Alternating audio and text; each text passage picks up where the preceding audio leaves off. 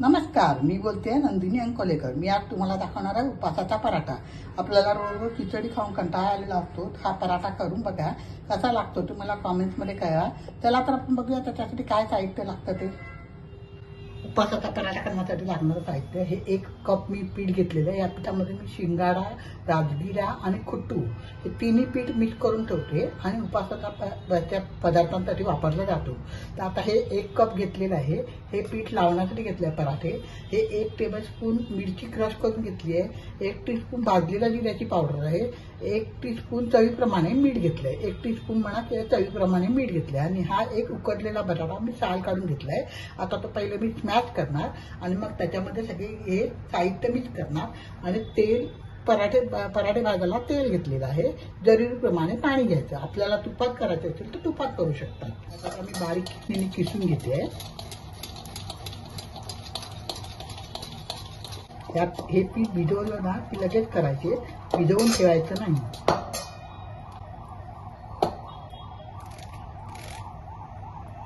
त्यामध्ये जिऱ्याची पावडर टाकते, मिरची क्रश केलेली टाकते। मिरची आपल्या आवडीप्रमाणे कमी जास्त करू शकता। मीठ टाकते चवीप्रमाणे आणि हे पीठ टाकते। तर हे पीठ एका वेळेला टाकायचं नाही, आपण थोडं थोडं करून आपण त्याच्यात मिक्स करायचं। अशा रीतीने पीठ थोडं टाईट भिजवायचं आहे। करून झालंय। आता थोडं थोडं पाणी टाकून आपण भिजवूया।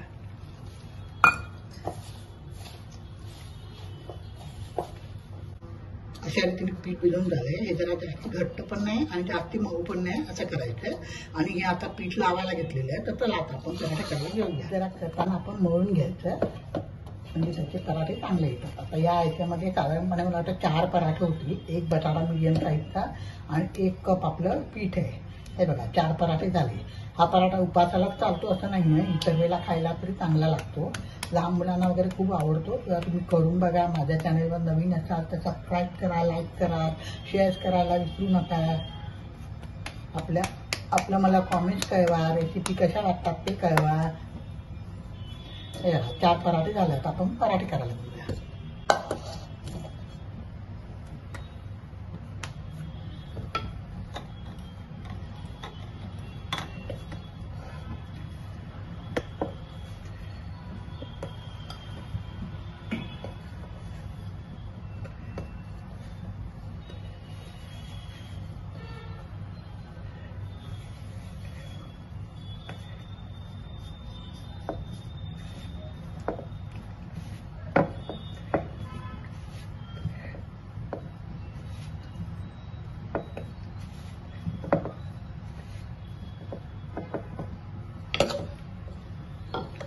जास्ती पातळ नाही, जास्ती जाड नाही असा हा पराठा केला। आता मी तव्यावरती भाजते तो।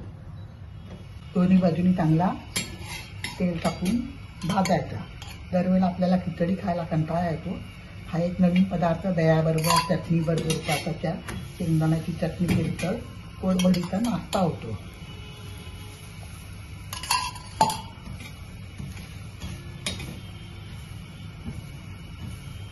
अशा रीतीने खरपूस छान भाजून घ्यायचा। झाला आपला पराठा तयार। तर दुसरा पराठा